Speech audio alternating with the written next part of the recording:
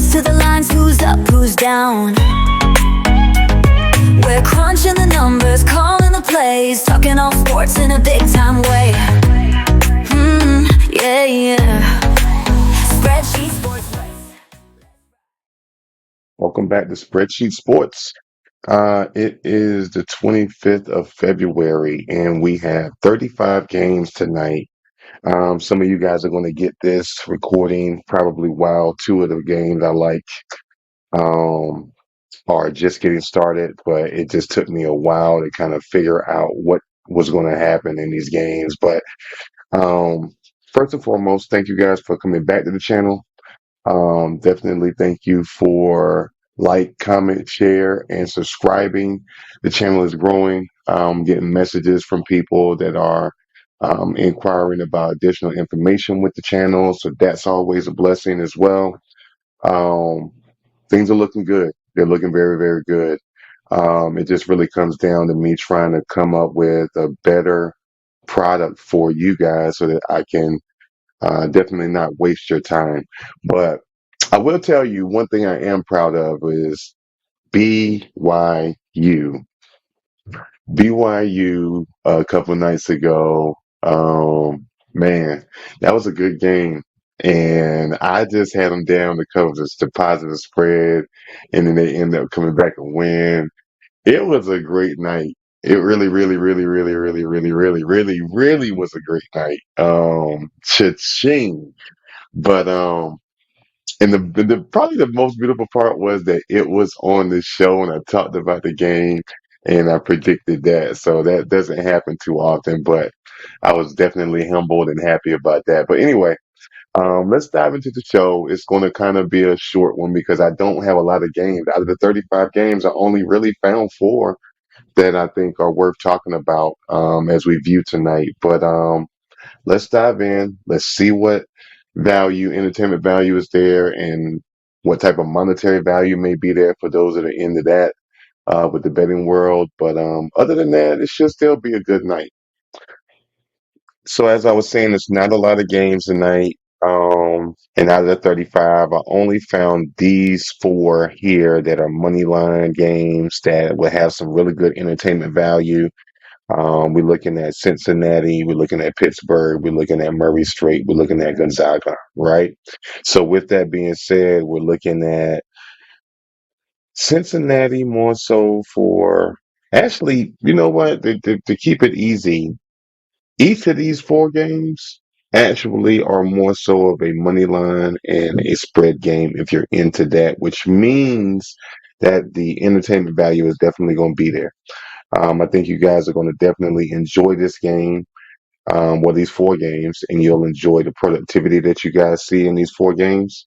And I'll talk about one of them in particular that I really do like for tonight that we'll watch and look at a little bit deeper. But these four, um, obviously coming into it, Cincinnati is coming in with a winning record, but their record is not as good as their opponent, and they are playing from home.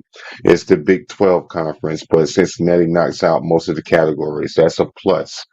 They're ranked number 7 in their conference as well. The spread on this game is -2.5, and then the spread odds are pretty decent along with the money line odds if you're into that. Again, not a betting channel, but something to take into consideration. When it comes to the Pittsburgh game, Pittsburgh's coming into this. They're playing at home. They do pretty well in regards to winning percentage at home. And on top of that, they are knocking it all the way out of the park. They're covering all of the categories. And that's from rebounds, assists to points and everything else. They don't have any real issues when it comes to that type of production. But what may be a challenge for Pittsburgh and a challenge for Cincinnati is going to be injuries, right? And there may be some game time scenarios. It's 6:47 now. I'm getting ready to hit the button and launch this. So you'll see it's probably in the first quarter, give or take. And maybe the game time decision people would have already taken their spot if they are going to play. But I think injuries are going to play somewhat of a role in these games. But even with that being said, like Cincinnati has injuries, but so does their opponent. Pittsburgh has injuries, but their opponent doesn't. Um, I'm thinking it might be somewhat of a midway to high scoring game. I like Pittsburgh to cover the spread and also to win the game. Murray State game at 8 o'clock. We're looking at them coming in. They don't have a winning record, but they also are playing at home. This is the Mississippi Valley Conference. You also got the conference ranking that's at 6. They're coming in pretty good. It's a pretty solid scenario. They win well at home. They win well in the last 5 as well, in the last 3. So, I mean, with all of those things stacked up, I'm really not worried about the fact that they're not knocking out all of the categories, but they're knocking out just enough, right? I think they do score closer to 80 points, give or take, which is why I'm okay with 5.5 on the spread. Um, but I just don't see how they lose this game, but they could.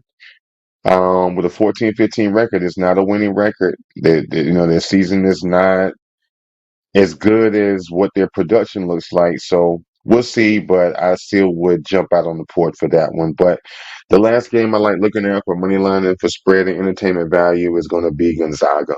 With the Gonzaga game, they're coming in 21-8, but the thing about it is they're on the road. I'm scared of this game. I really am. I really am. I really am. I don't know if Gonzaga can pull this off. They're not as dominant as I would like them to be. They do have some injuries. They have more injuries than their competitor. They're down in the rankings for their conference.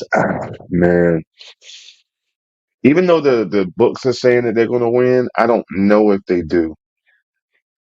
If I'm into the betting thing, if you're watching this, you're into the betting thing, and 11 o'clock when this game come on, and you got some time to do some research between now and then to look even deeper than what I'm sharing with you. I don't know about Gonzaga. I don't. I don't. I think they score 70 plus points, but I don't know if it's going to be enough. But then I do think it's going to be enough only because they got a winning record and they do slightly okay on the road. So those things are worrisome to me, but we'll roll the dice and we'll see what ends up happening with these particular games. But I think for entertainment value, you're going to be entertained.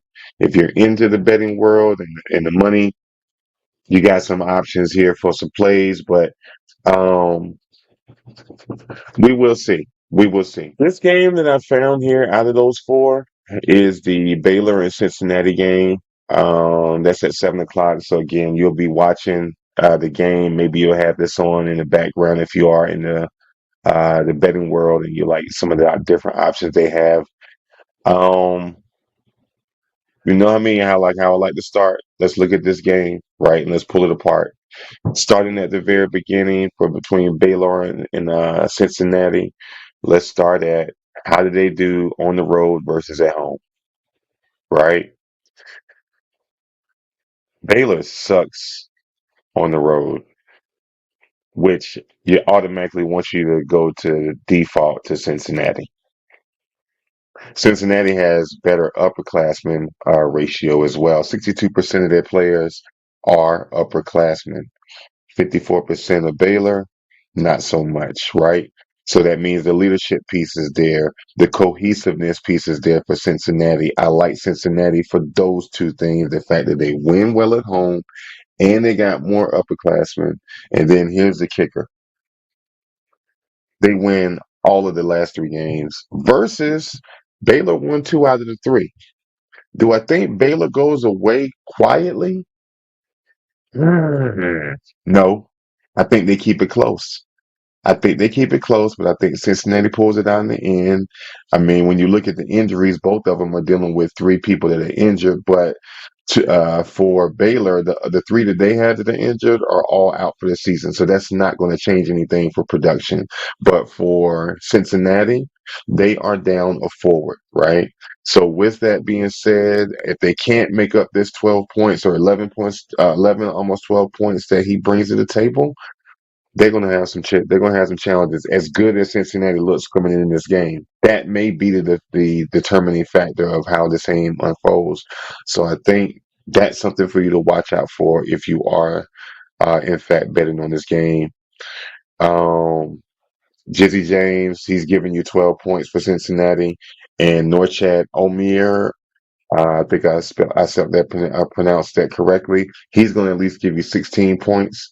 But he does have a problem with turnovers. But those are forward and some guards. They both are doing a major contribution to the team. Um, Even when you dig in even deeper with the math, even the math says that this is going to be a tight game. But anyway, hope you guys enjoy this game. Um, at plus 123 for Baylor's, too rich for my blood. Negative 138 for the money line and negative 112 is a little bit more in line with what I would do for Cincinnati. But I don't know. You tell me. Feel free to get in the comments and tell me that I'm way off and that I don't see something that I should. But as it stands right now, that's what I'm looking at for this game. Now you know I love to watch the dogs, right? The Army game, Georgia Southern, Texas State dogs. I think these three teams have the ability to do something good. Okay, Army coming into this, they got a winning record and they got a better record than their opponent, but they are on the road, but they do good enough on the road.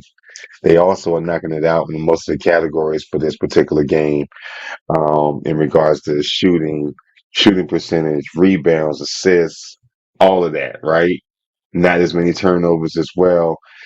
They got them down to lose. And I think the Army is going to fight, and I think they're going to keep this close, and I think they're going to score in the 70s, if not over, and they can overcome this 3.5. Even if they lose, I think it's down to either a buzzer beater or a whole bunch of fouls towards the last seconds of the game, and they can make up the difference, and then they can come within 1 or 2 points, and then they lose, or either they win this game. This might be like another Baylor game or a Sam Houston game. It was a Sam Houston game a couple weeks back that was the same way, and Sam Houston ended up winning. But we'll see what happens with this one. The Georgia Southern game, another one that will be on right whenever you guys are watching this.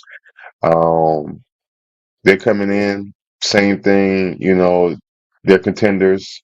They're not dominant, but they're contenders. I don't think they're going to go away quiet. I'll dive into these three games a lot more when we go through and look at these games to dissect them. But I think they have a chance. Texas State, I think, more than has a chance. I think they're going to win. I don't even think this is about covering the spread. I think it's going to be a tight game. It's going to be a dogfight. Texas State is at home. They're knocking out most of the categories as well. They don't have any injuries. They're going to score at least 70 or more. Like, it's hard to not want to go with Texas State for this game. But let's look at it even more in more detail per game, and then let's see if there's some things that we just don't see coming. So here we go. Um, Starting with the Army and the Lafayette game. Lafayette hasn't been a slouch this season, but for this particular game, I don't know that they blow Army out. Like, at first value, you want to look at the rankings, right? And you want to be like, oh well, Lafayette's a better ranked team, and they're supposed to win. Eh, kind of. But the thing is Lafayette hasn't been doing that well. Mainly that out of the last three games, Lafayette has only won one out of the last three games. You can't turn away from that. Okay. Even though they won 60% of the games at home, only 43% of their roster are upperclassmen. So I don't know if the cohesiveness is there to survive the Army. And then it's just that it's the Army. Any of those games with the armed forces, young men and young women, oh, discipline is already there, let alone senior classmen and juniors. Like, a senior at Army is a different caliber of human being than a senior at a different school. It just is what it is. Discipline is their thing. Consistency is their thing. Sacrifice is their thing. And I'm not even a vet. I didn't even go to the Army. I'm just telling you that this is something you got to respect about armed services schools, and the type of product that they put out as a student. Um, I'm not going against the Army on this game. I'm going with the Army to cover the spread, and I think they're going to win. This isn't like the other game where I'm like, I know they're going to win. I think the Army wins, and I think they cover the spread. Um, I think this is going to be fundamental basketball. There's no injuries really to look at for this particular game. You got Mr. Rucker and Mr. Chaikin, both of their major scorers. See, that's another thing. Mr. Rucker is their lead scorer, and he's putting up 25% contribution. Chaikin, it's only putting up 12 points. That's only counting as 17% of their score. Like, who else is going to score? Like, you got to have a deep bench, and they don't. This is college. Army's going to win this game. And I'm not being egotistical right now. I'm not. I'm just like, it's hard to really go with Lafayette on this particular game. Maybe some other games, but I just don't see it for this one. Appalachian State, Georgia Southern. Let's start where we always start. How do they do at home or on the road? Okay, Georgia Southern is doing much better at home than Appalachian State does on the road. All right, let's start there. How are the upperclassmen? 63% are seniors and juniors. I like that for the leadership piece. So they got better leadership and they win half of their games on the road. It's tough to win on the road. I don't like that so far. And then if you go even further and then you look at the win ratio out of the last three games, they only won one out of the last three. That spells a disaster for me for Appalachian State. I don't like App State for those reasons alone, which drives me to Georgia Southern because there's no injuries, right? If there were injuries, then maybe there's a slide in there or something like that. But I like Georgia Southern for the fact that they win 93% of their games at home. They win 60. They won 67% of the last three games, and on top of that, they got a decent ratio, 62%, right, 1% behind how many seniors and juniors that Appalachian State has. You start there. If you only look at that, Georgia Southern wins, right? Go into the categories. In the categories, it's almost like in regards to like shooting, field goal percentage, rebounds, assists, all of the above, 3 pointers. It's kind of a stalemate. Appalachian State doesn't dominate them. I mean, what are you looking at? One, two, three, four, five, and a winning record, five categories and a winning record over one, two, three, four, five, um, four in the winning category. Almost lockstep. No injuries. The data, if you're just going off of data, the math is going to screw you on this one. I'm telling you, Georgia Southern is definitely probably more probable to win this game. And if I had to choose, I would go with Georgia Southern on this particular game. Um, I mean, hell, they're paying 104 plus 104 on your money line, negative 108 on the spread. Why not? Sounds like an either one, right? Miles Tate is putting up 17. Dante Holman is putting up 17. It's the same thing. I just think that they make less mistakes with Georgia Southern because of the upperclassmen and the cohesiveness. They understand what's at stake. Plus, on top of that, they're at home.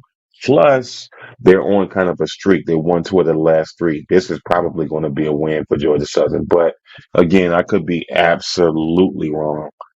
I'm so okay with that. But I'm looking at the same thing you guys are looking at. And this is what I think is going to happen. And here's our last game to look at, right? 8 o'clock. You will be watching this before the game starts because I got this out on time for you. Okay, so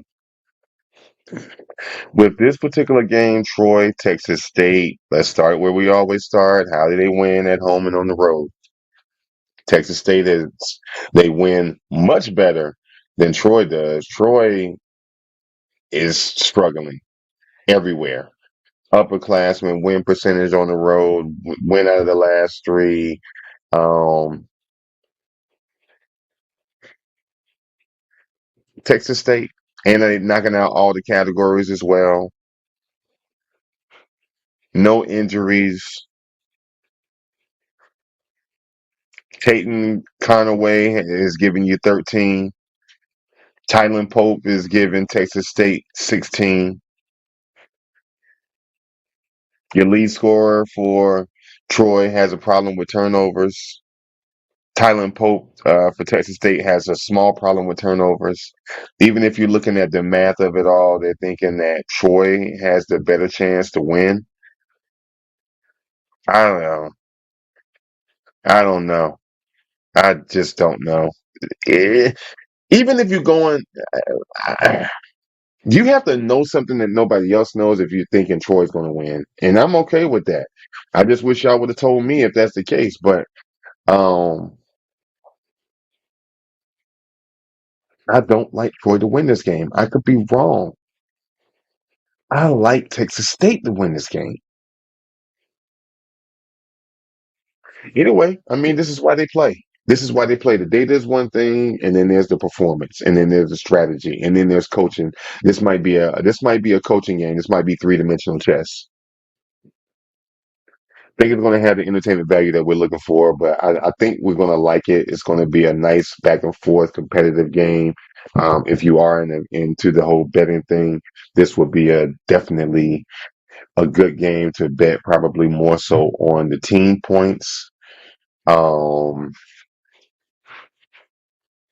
I like the score to be over 141 for total points. You could take both teams individually for over 70 points if you're in the betting.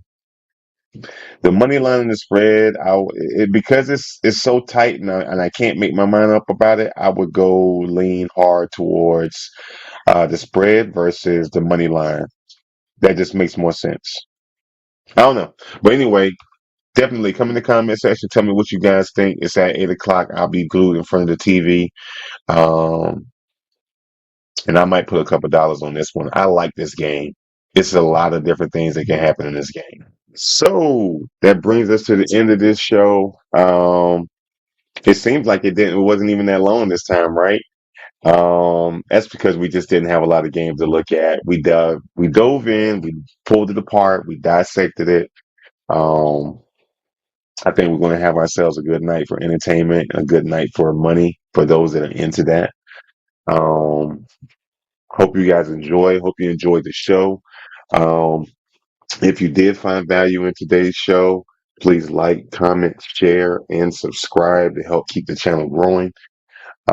I definitely appreciate you guys. I appreciate the viewership. I just trying to give you something that's a pretty good product. We're still making some accommodations and some improvements and some adjustments in regards to the data and how to make it a little bit more visible, a lot more crisp, and that way you guys can see it on your side. I also am aware that those that are watching the series that are on their phones, they're looking at the data on their phone and they may not be able to see it. It might not be as legible on a phone versus if it was on a computer, but I don't want to take that away from the real nerds, right? The sports nerds. We love to look at everything. And I think I found like a happy medium where I can give like those that are like, hey, spreadsheet sports, can you just tell me who's going to win, who's going to lose? I might have that for you. And then I still have the full layout of the game. And then that way everybody can be happy, right? Um, but we're still a work in progress. But again, like, comment, share, or subscribe. Thank you guys for showing up for the show tonight. And I hope you guys have fun and enjoy the games. And I will see you on tomorrow. Lights on, game time, let's break it all down. From the spreads to the lines, who's up, who's down. We're crunching the numbers, calling the plays, talking all sports in a big time.